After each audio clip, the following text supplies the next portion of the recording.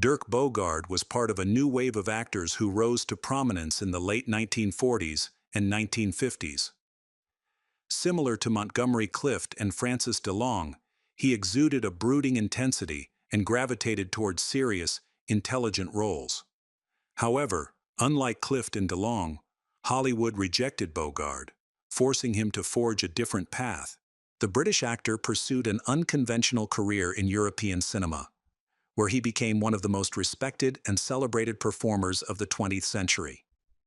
Through his roles, he made significant political and social statements, all while leading a private life he never revealed publicly, knowing that Hollywood would expose his secrets. This is the story of the Dirk Bogarde. Sir Dirk Bogarde was born Derek Jules Gaspar, Ulrich Niven van den Bogaerde, on March 28, 1921 in Hampstead, a suburb of London. His father, R. van den Bogaerde, was the first art editor of the Times of London, while his mother, Margaret Niven, was an actress. He had two siblings, an older sister, Elizabeth, and a younger brother, Gareth. His father was of Flemish descent, and his mother was Scottish. The family lived in a cultured environment.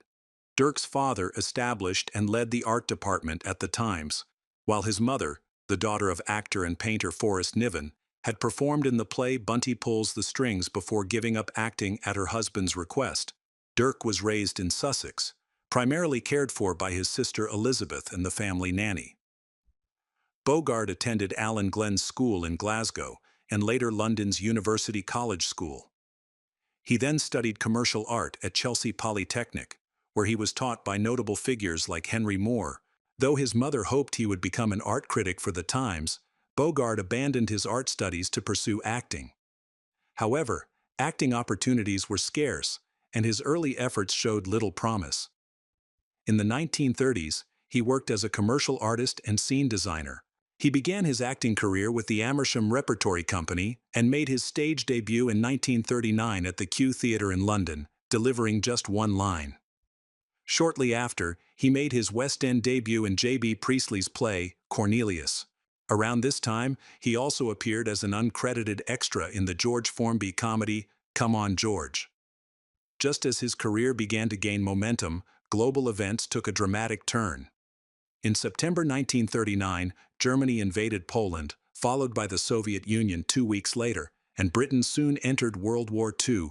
In early 1904, Bogarde joined the Queen's Royal Regiment as an officer, earning the nickname Pip. Over 5 years of active service, he received 7 medals.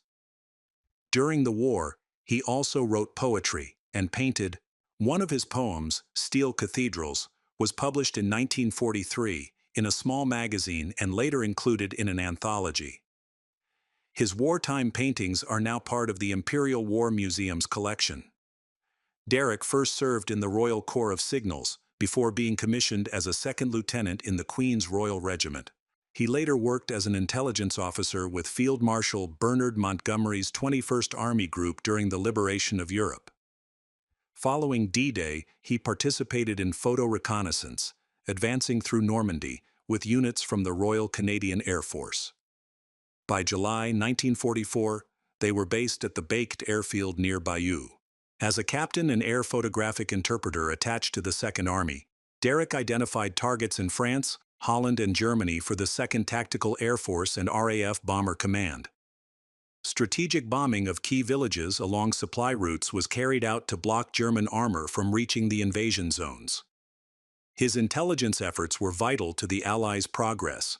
Although his days as a brave frontline soldier were behind him, Dirk Bogarde experienced many horrors as the Allied forces pushed the Germans back across France. He described one of the most shocking moments of the war. "I thought I saw a row of footballs in the rubble, but they weren't footballs, they were children's heads. A whole school of kids, from a convent, had been pulled out of class and lined up in a narrow alleyway between buildings to protect them from the bombing. The entire structure collapsed on top of them." Bogarde also shared that he was one of the first Allied officers to enter the Bergen-Belsen concentration camp in Germany on April 20, 1945. The experience deeply affected him, and he struggled to talk about it for years. He vividly described the scene. When the gates opened, I realized I was looking at Dante's Inferno. A girl approached me who spoke English. She recognized one of the badges. She had no top on, just a pair of men's prison pajamas, no hair, and her breasts were like empty purses. All around us were mountains of dead bodies, literal mountains. The horrors he witnessed left him with a lifelong resentment toward Germany. In the 1980s, he admitted that he would rather leave an elevator than share it with a German of his generation. Ironically, Bogarde went on to play German characters in 3 of his most notable films, including a former SS officer in The Night Porter. Other wartime experiences tested his humanity. He recalled a harrowing moment during the liberation of France. I was a 24-year-old officer in Normandy when the jeep ahead of me hit a mine. Shortly after, I found a man lying in the long grass beside me, his voice gurgling as he said, "Help, kill me." My hands were shaking as I reached for my revolver and tried to load it, but by the time I found my bullets, someone else had already done it. I heard the shot. I still remember that gurgling voice, begging for death. This traumatic memory resurfaced later in his career when he portrayed a similar moment in the 1964 film King and Country, where his character is forced to carry out a similarly grim act. Reflecting on his wartime experiences, Bogarde wrote, "Deep shock leaves a permanent mark, an internal tattoo that can only be removed by surgery. Time cannot simply wash it away." After being demobilized, he returned to acting. His agent suggested he drop Derek from his name, and he became Dirk Bogarde, a name that would become famous within a decade. In 1947, he performed in Power Without Glory at the New Lindsay Theatre, earning praise from Noel Coward, who encouraged him to pursue acting further. Soon after, a talent scout from the Rank organization saw him in the play and signed him to a contract. He made his credited film debut in Dancing with Crime, playing a policeman with a single line. Later that year, Bogarde landed his first leading role in a film. Wessex Films, distributed by Rank, cast him in The Sin of Esther Waters after Stuart Granger dropped out. This marked the beginning of a long-term contract with Rank, during which Bogarde appeared in a variety of roles over the next 14 years. One of his early starring roles was in the 1949 film Once a Jolly Swagman, where he played a daring speedway racer for the Cobras. The film was shot at New Cross Speedway in southeast London during the post-war years, a time when speedway racing was the most popular spectator sport in the UK.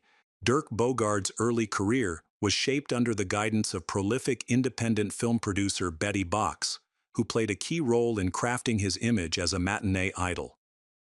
For 3 years, Bogarde worked as an apprentice actor in Rank organization films, gaining little attention. His breakthrough came in 1950 when he was cast as young hoodlum Tom Riley in the crime thriller The Blue Lamp. The film, named after the blue lights on police call boxes in London, was the most successful British movie of that year, and established Bogarde as a notable actor. Playing a cop killer, a shocking crime in England at the time, Bogarde's role brought both notoriety and popularity to the film. This character marked the beginning of his career portraying intense, neurotic, and charismatic villains. Over the next 3 years, Bogarde took on a variety of roles, including an accidental murderer, a hunted young wing commander, and a wrongly imprisoned man who finds hope upon discovering his sweetheart, played by Mai Zetterling, is still alive. He also performed on stage, including a stint in the West End production of Jean Anouilh's Point of Departure. However, stage performances made him anxious, and his growing fame led to uncomfortable encounters with fans, who often mobbed him. Bogarde became a major heartthrob, with one teenager, Olin Evans, winning a date with him through the Daily Mirror Teen Queen contest. Despite his public image as one of Britain's most eligible bachelors, Bogarde was already in a private, long-term relationship, though this was unknown to the public. The pressures of fame and his struggles with stage fright began to take a toll. During a 1955 touring production of Summertime, he faced aggressive fans at the stage door, some even disrupting his performances.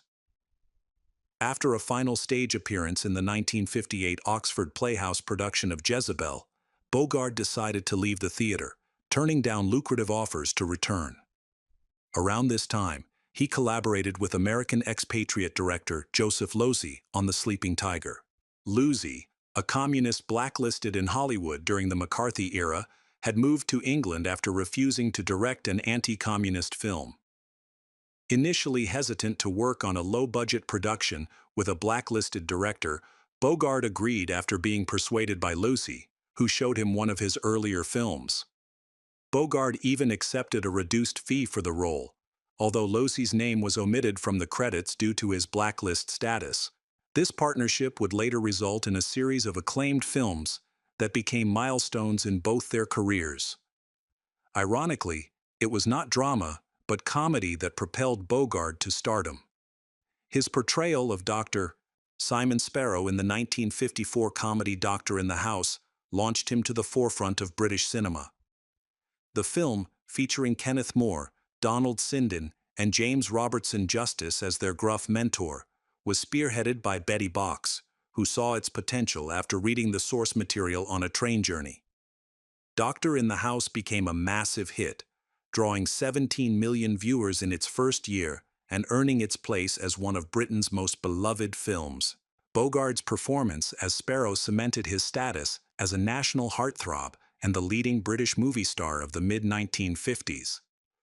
Bogarde, nicknamed the idol of the audience for his box office appeal, was considered by producer Harry Saltzman and director Tony Richardson for the role of Jimmy Porter in Look Back in Anger. This play marked the start of the angry young man movement and the kitchen sink school of 1950s English drama. Bogarde was also slated to play T.E. Lawrence in a film written by Reagan and directed by Anthony Asquith. However, after a year of preparation, the project was suddenly cancelled due to budget issues, leaving Bogarde and the team disheartened. After ending his contract with Rank, Bogarde moved to Hollywood to star as Franz Liszt in Song Without End. The film was inspired by the 1945 success of A Song to Remember, which focused on Frédéric Chopin. Despite being announced in 1952 by studio head Harry Cohn, the project faced years of delays due to script revisions and censorship requirements. Initially, Oscar Saul was hired as the screenwriter, and William Dieterle was set to direct. However, after 3 years of production and casting delays, Saul left the project. In 1955, Columbia brought in Gottfried Reinhardt to create a new screenplay. By 1958, producer William Girdler took over and hired Oscar Millard as a screenwriter. Ultimately, Charles Vidor was chosen to direct, combining elements from all 3 writers' drafts. Even during filming, the script continued to be revised. Production finally began, but tragedy struck on June 4, 1959, when Vidor died of a heart attack. Bogarde, frustrated with the troubled production, hoped the film would be cancelled. The set had been tense, particularly for Capucine, a first-time actress who struggled under Vidor's harsh direction. However, George Cukor was brought in to finish the film, significantly improving morale.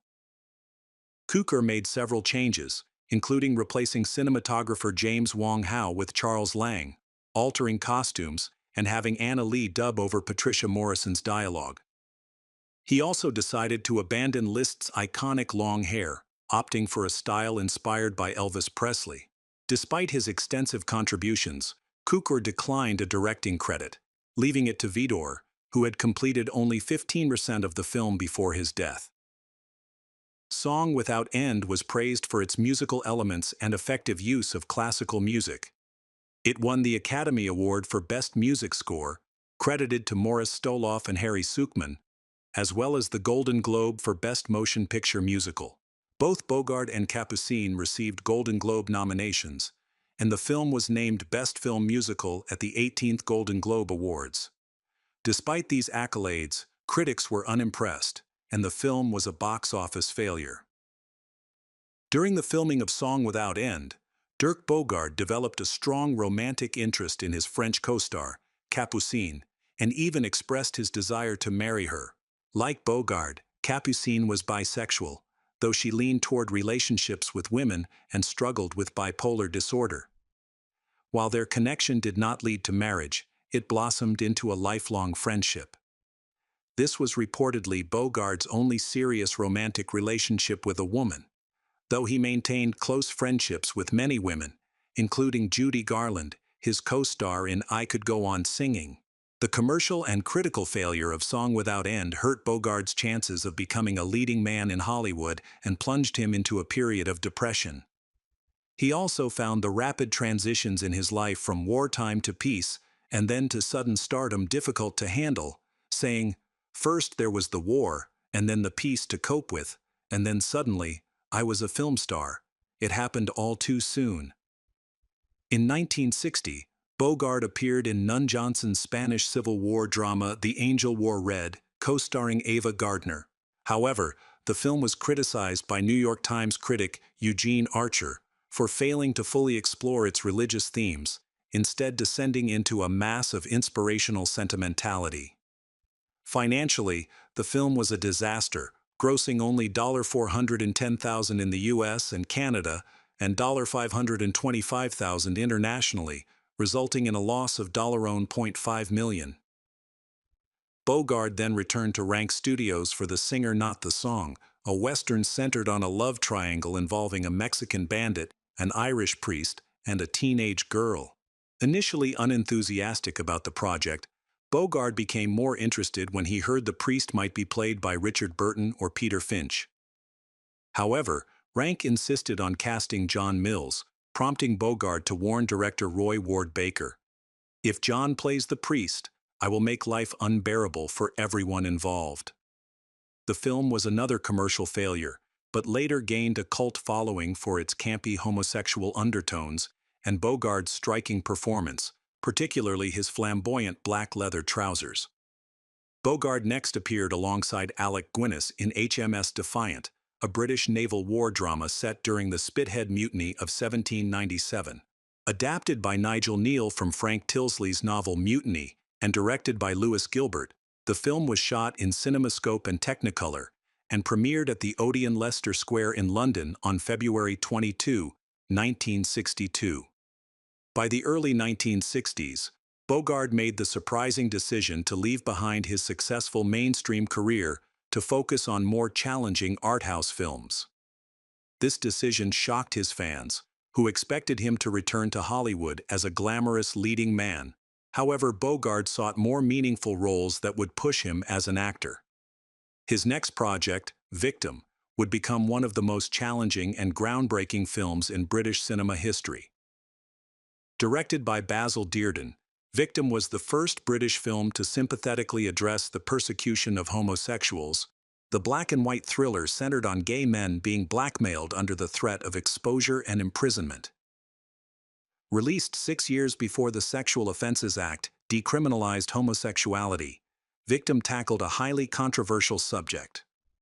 At the time, societal attitudes were still shaped by the tragic conviction and death of Alan Turing less than a decade earlier, and the public downfall of Oscar Wilde 60 years prior. There was no guarantee that British audiences would accept such a bold and provocative film, but Victim ultimately became a landmark in cinematic history. The role of Farr was initially offered to Jack Hawkins, who declined. James Mason and Stuart Granger also rejected the role before it was finally offered to Dirk Bogarde by Earl St. John of Pinewood Studios. According to a letter from producer Michael Ralph to co-writer Janet Green, Bogarde eagerly accepted the role despite the personal risks involved. The film would inevitably draw attention to his bachelor status and spark questions about his sexuality. Questions he couldn't answer truthfully without risking serious consequences. Notably, the film was the first British production to explicitly use the word homosexual.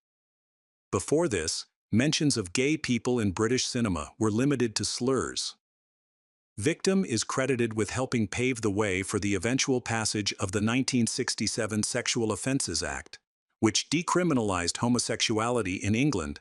Lord Arran, who introduced the bill, later publicly thanked Bogarde for his courage in taking on such a controversial and potentially damaging role. He remarked, "It is comforting to think that perhaps 1 million men are no longer living in fear." When the film was released in 1961, its subject matter was highly controversial, especially since Lord Beaverbrook, a powerful press baron and owner of several major newspapers, prohibited any positive discussion of homosexuality, even in film reviews. Despite this, Alexander Walker, lead film critic for the Evening Standard, ignored advice from his deputy editor to avoid the film. Instead, he praised Bogarde's performance, writing, "At last, after years of playing shallow roles in lightweight films, Dirk Bogarde has a role that not only demonstrates his brilliance as an actor, but also his courage." Other critics echoed this acclaim, and Bogarde gained a new, more discerning audience. However, his choice to pursue deeper, more meaningful roles alienated many of his previous fans. Like Burt Lancaster, Bogarde was no longer interested in being a commercial movie star. He was committed to growing as an actor and an artist. In the US, Victim was not shown in mainstream theaters because the Production Code Administration refused to approve it due to its positive portrayal of homosexuality. Most theaters would not screen films without the PCA's seal of approval. Nevertheless, Bogarde was proud of the film and believed it played a role in changing public conversations about homosexuality.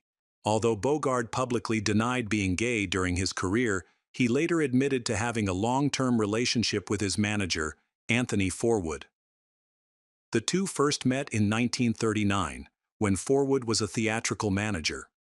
Forwood married and later divorced actress Glynis Johns before becoming not only Bogarde's manager, but also his life partner.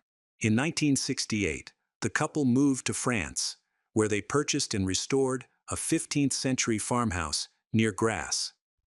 Dirk Bogarde openly discussed his early sexual experiences with women and his close friendships with Kay Kendall and Judy Garland, but he remained silent about his relationship with Anthony Forwood. Bogarde hinted that clues about his private life could be found in his writings, famously saying, "If you've got your wits about you, you will know who I am." A 2001 British documentary, Arena, The Private Dirk Bogarde, produced with his family's blessing, confirmed that he and Forwood were devoted life partners. Beyond its societal impact, Victim marked a turning point in Bogarde's career, setting him on the path to becoming a mature actor. By age 40, many of his finest roles were still ahead. Though opportunities in Hollywood emerged, Bogarde chose not to pursue them, instead focusing on working with director Joseph Losey. In 1963, Losey's The Servant, with a script by Harold Pinter, showcased Bogarde's exceptional acting skills. The film delves into a power struggle between a wealthy man, Tony, played by James Fox, and his manipulative servant, Hugo Barrett, played by Bogarde.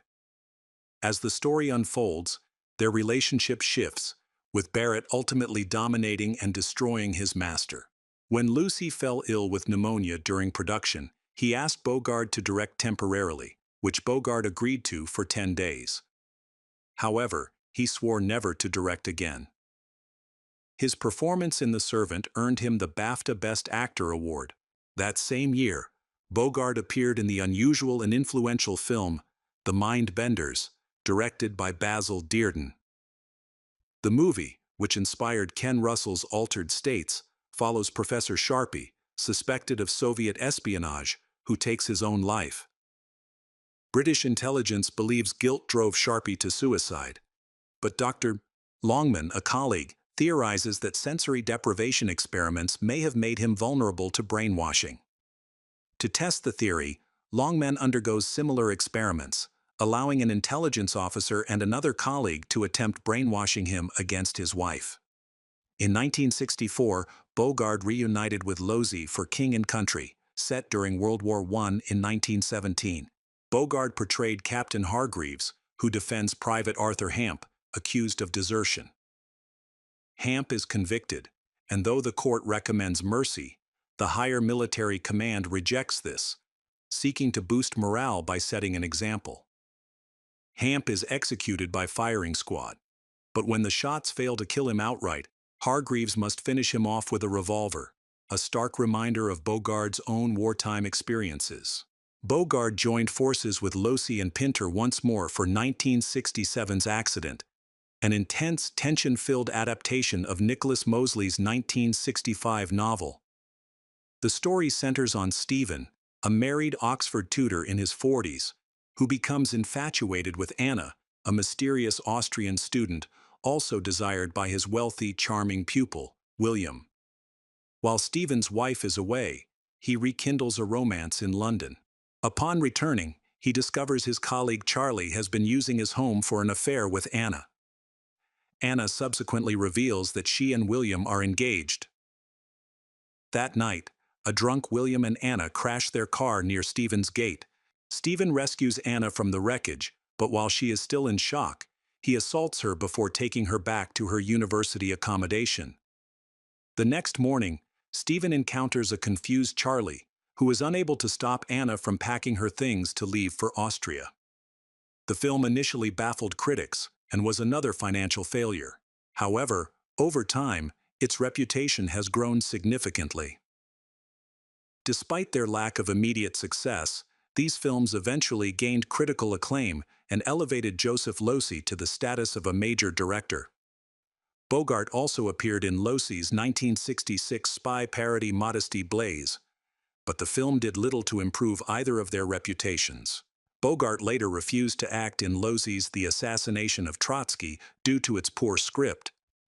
In an interview with Michael Simon, Losey acknowledged that his collaborations with Bogart were crucial to both of their careers, admitting that his own success might not have been possible without Bogart's involvement. Bogart and Losey maintained a close friendship, frequently corresponding with each other and with Losey's wife, Patricia. Bogart's optimistic personality complemented Losey's more melancholic and pessimistic nature. In a postcard from Rome's Villa Berti, dated October 16, 1969, Bogart wrote, "Life isn't all that bad, Joseph. It can actually be fun if you try." Losey's films marked the beginning of Bogart's exploration of darker, more complex aspects of human nature. In 1965, Bogart co-starred with Julie Christie in John Schlesinger's Darling, a film that won Christie the Oscar for Best Actress and cemented her stardom in the 1960s. During filming, both actors awaited news about casting for David Lean's Dr. Zhivago. Christie was cast as Lara, but Bogart was not selected. By this point, Bogart was already being recognized as one of cinema's most important actors. He won his second Academy Award for Best Actor for his performance in Darling. Bogart went on to star in major films such as The Fixer, where his co-star Alan Bates earned a Best Actor nomination. He also appeared in two films by Luchino Visconti, The Damned in 1969 and Death in Venice in 1971. The latter, based on Thomas Mann's novella, was a role Bogart considered the crowning achievement of his career. His portrayal of Gustav von Aschenbach in Death in Venice, a character loosely inspired by Gustav Mahler, depicted a man lost and isolated, silently fixated on Tadzio, a young figure symbolizing beauty and youth.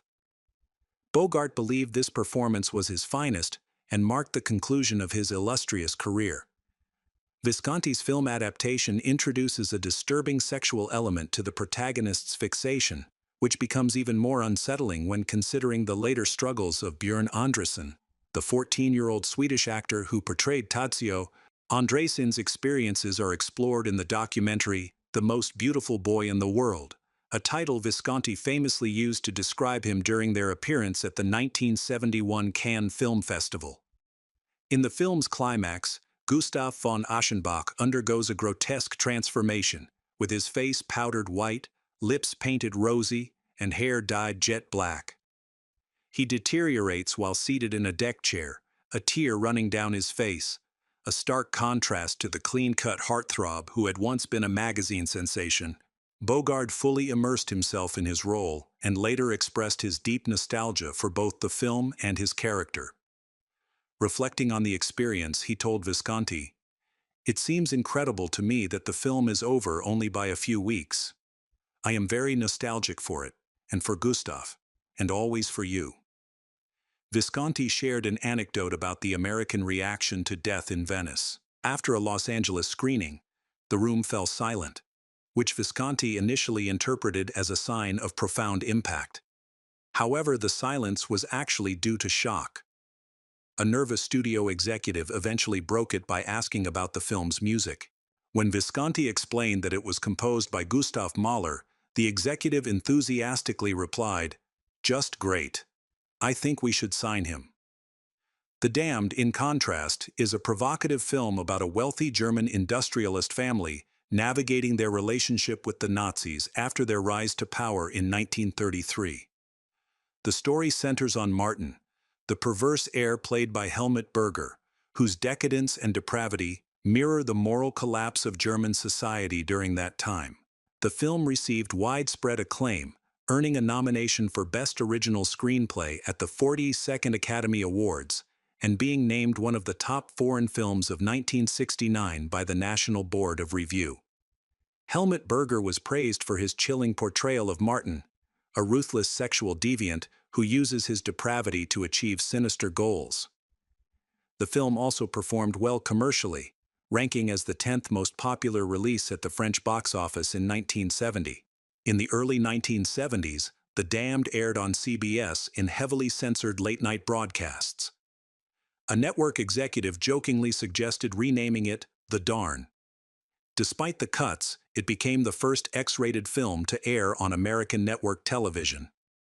After The Damned, Bogarde appeared in only 7 films over the next 2 decades, frequently criticizing the poor quality of scripts he was offered. He turned to writing as an outlet for his creativity, lamenting how commercial failure overshadowed artistic success. "It is pointless to be superb in a commercial failure," he noted. "And most of the films I deliberately chose in the last few years were just that.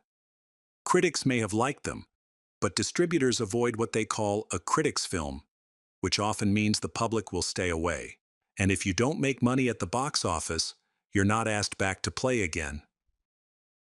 Despite this, Bogarde's writings were well received by both critics and readers. Bogarde eventually found a compelling script in The Night Porter, released in 1974 and directed by Liliana Cavani. The film again explored themes of National Socialism, this time set in 1957. Bogarde played Max, a former Nazi officer living a quiet life as a night porter in a Viennese hotel. His past resurfaces when Lucia, a former concentration camp prisoner played by Charlotte Rampling, arrives at the hotel. The two rekindle their complex sadomasochistic relationship, which had begun in the camp. The film is charged with an unsettling intensity, as Lucia paradoxically finds meaning in her connection with Max. Both characters are unable to escape the haunting memories of their shared past, which binds them through mutual degradation. Cavani was deeply impressed by Bogarde's performance in The Servant. When the chance arose to create her own film, she was determined to cast him. Speaking to the BBC, she said, "He gave a performance made of subtlety and skill, so when I was able to make my film, I wanted only him." Cavani visited Bogarde at his home in France and immediately saw him as the perfect choice for Max. They spent the evening talking over dinner and a considerable amount of whiskey. By the next day, despite Bogarde barely remembering their conversation, he agreed to take the role. Cavani later remarked, "Every actor has his own inner orchestra, a kind of expressive instrumentation that can be very rich," which she believed Bogarde embodied. She credited both Bogarde and Rampling with bringing the necessary depth to the controversial film, preventing it from becoming shallow or exploitative. Their performances elevated the movie into one of real intensity. While the film faced criticism for being offensive, particularly for its extended scenes of nudity involving Rampling, Bogarde's performance received widespread acclaim. The film is now respected for its complex moral narrative rather than its explicit content.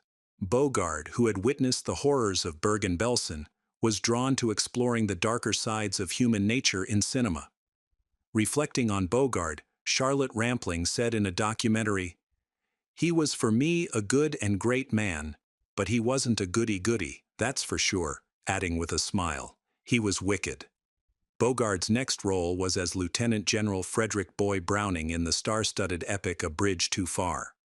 Unlike his co-stars, Bogarde had first-hand experience of the events depicted in the film, and his performance was widely regarded as the standout of the movie.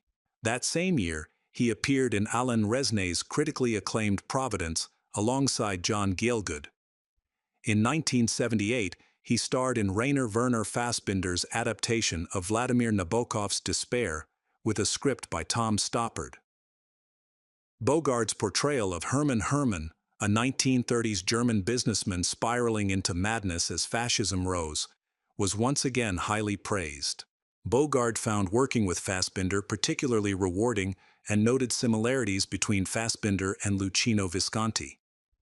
Fassbinder, known for his fast-paced life and heavy drug use, tragically died in his 30s. An openly gay filmmaker, Fassbinder's work often featured explicit depictions of homosexuality, something that might not have been possible without Bogarde's groundbreaking role in Victim in the early 1960s. After his collaboration with Fassbinder, Bogarde acted only 4 more times, twice in films and twice on television. In 1981, he earned a Golden Globe nomination for portraying Roald Dahl in the Patricia Neal story. His last film role, as Jane Birkin's father in Bertrand Tavernier's Daddy Nostalgia the 1990, received critical acclaim. Bogarde was known for his irreverence and his willingness to tackle taboo subjects. His motivation wasn't to shock, but to explore the hidden complexities of human nature. He chose roles that reflected his artistic integrity and sharp intellect, working with visionary directors such as John Schlesinger, Alain Resnais, and Bertrand Tavernier during the final decades of his career. After retiring from acting, Bogarde focused on writing. By the time of his death in 1999, he had authored 6 novels and 10 memoirs, as well as essays, reviews, and journalism. His writing, much like his acting, was celebrated for its wit, detail, and emotional depth. Starting with his first memoir, A Postilion Struck by Lightning, Bogarde published 15 best-selling books, all praised for their intelligence and humor. In 1984, Dirk Bogarde became the first British person to serve as president of the jury at the Cannes Film Festival, a significant honor. Earlier, in 1982, he was made a Chevalier de l'Ordre des Arts et des Lettres, and on February 13, 1992, he was knighted by Queen Elizabeth II. However, his life was marked by personal and health struggles. In 1988, after the death of his longtime partner, Anthony Forwood, Bogarde was devastated. Around the same time, he suffered a major stroke during heart surgery, leaving his health permanently affected.